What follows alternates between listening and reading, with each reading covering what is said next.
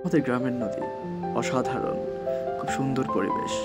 কারণ আমরা যখন সব বন্ধুরা একসাথে থাকি এভাবেই গোসল করতে নামি। গ্রামের হই হুল্লোড়, ভালোবাসা, গোসল সব একসাথে করতে অনেক পছন্দ করি। গ্রামের এই বন্ধুগুলো আছে বলেই গ্রামে যেতে অনেক ভালো লাগে। ভালো লাগে তাদের সাথে গোসল করতে। এভাবে সুন্দর করে গোসলে নামতে অনেক মজা পাই আমরা। গ্রুপ থেকে সাবান শ্যাম্পু কিনে আমরা একসাথে এভাবে মজা করে মাখতেছি। একসাথে সবাই মিলে গ্রুপিং করে নদীতে ঝাঁপ দেওয়ার মজাই আলাদা, শান্তি পাই এতে। এখানে আছে দক্ষিণ এশিয়ার সবচেয়ে বড় কৃষি ফার্ম দত্তনগর, যার সৌন্দর্য আপনাকে আমাকে মুগ্ধ করবে। গ্রামের এই সৌন্দর্য দেখতে গ্রামে ফিরে আসি। এই ধান ক্ষেত, এই ধানের জমি, এই ফসলের জমি সবকিছু আমাদেরকে টানে।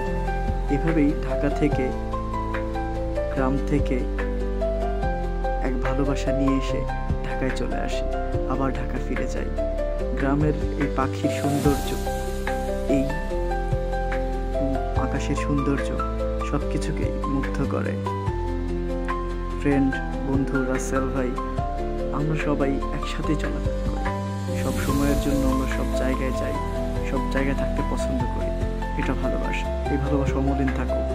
আবার শহরে ফিরে আসা, আবার সেই চিরচেনা ঢাকা ব্যস্ত না করি, যেখানে এসে কর্মঠ হয়ে পড়ে। অনুভূতি, ফিলিংস সব রেখে আসি গ্রামে।